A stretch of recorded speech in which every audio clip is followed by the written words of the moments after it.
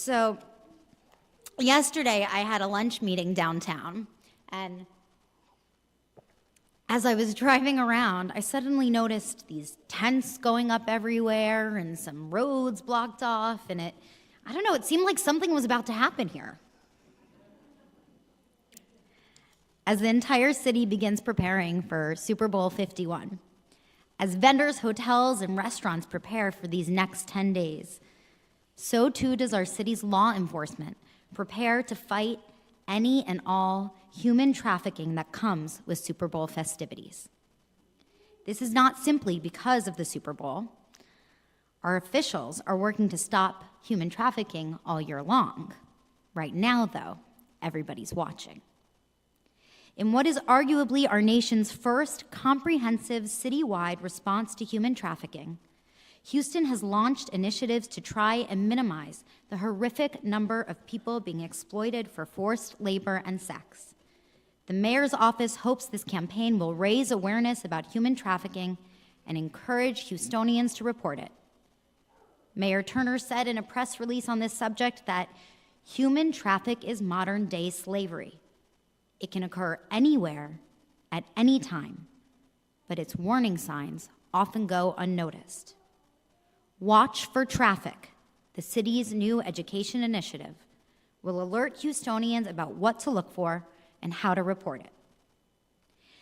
It is wonderful that efforts are being made to end human trafficking. Slavery, however, is not a new phenomenon. Just last week, Jews all over the world began rereading the book of Exodus, which contains in it the story of our ancestral captivity and escape. Our text teaches that we must not only recall this time in our history, but teach our children that we were there. It was our experience, and it's because of what God did for us, setting us free from Egypt, that we celebrate and work towards freedom still. This is one of the foundational narratives of Jewish identity. We take this story and we bring it to life in Torah study, in holidays, and daily worship. The reminder that we were once slaves in Egypt serves as a flashing neon sign, grabbing our attention and reminding us that we must always work for the cause of freedom. This compels us to participate in the fight against modern slavery. This tradition obligates us to be modern-day abolitionists. We can do this by learning the signs of human trafficking and reporting it when we see it. We can do this by helping to raise awareness of the issue so that others can also become advocates with eyes and hearts wide open.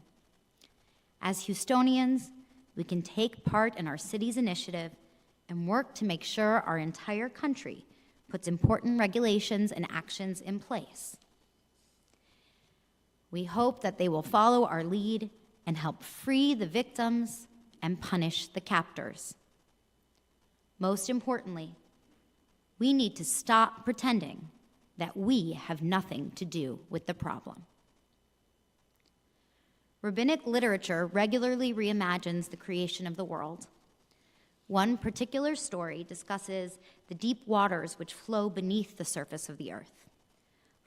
Focusing on the water which sits directly above Gehenna, the imagined Jewish place where souls are either punished or purified in the first few months after death, it teaches that the warm water which flows from there brings pleasure to people on the surface of the earth. Rabbi Gordon Tucker uses this story to emphasize the role we all play in modern-day slavery. He teaches that the rabbis were reminding us to be aware of the fact that the pleasures of many of our paradises are often situated right above somebody else's hell and are made possible by those hells. Rabbi Tucker continues, this is one of the important truths of our time. Slave labor is present in the supply chains of many items we take for granted, and the demand for cheap food and endless inexpensive goods enables wages to be pushed ever lower and working conditions made even more intolerable. This is an almost unbearable reality to which we are blind. Our clothes our furniture, and our food come to us thanks to the slave labor of underpaid and imprisoned individuals around the world who make our affordable goods available to us. This is our problem. This is our fight. Not simply because it's possible that our dry cleaners, massage parlors, or nail salons might be utilizing forced labor without our knowledge.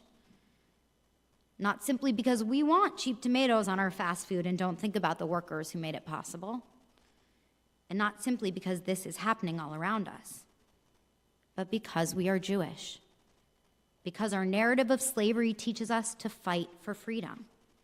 And the Torah commands us 36 different times to love and protect the stranger, the vulnerable, and the exploited. And Judaism requires that we treat workers fairly, paying them immediately and offering good working conditions. And because there are rabbinic prohibitions against buying goods that have been produced unethically.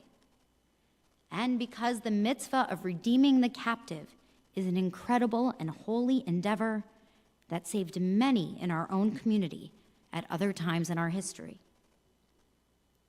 And even if none of those reasons existed, we would still need to help victims of trafficking because we know that each and every human being has been created in the divine image. We are all B'Tselem Elohim. We are all special and holy and important to God. None can be made less valuable than the other. So what do? Continue to study Torah and learn the values we're supposed to represent. Also learn to spot the signs of trafficking and report potential places and instances.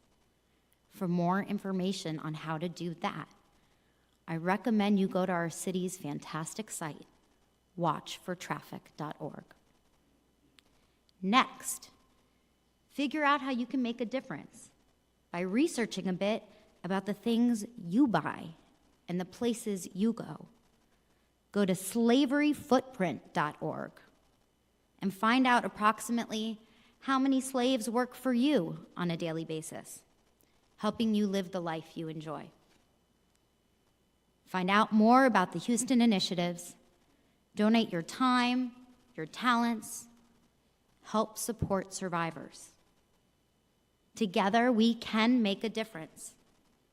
Houston can stop trafficking here and then maybe teach the world by our example. But we all need to work together. So let's get started.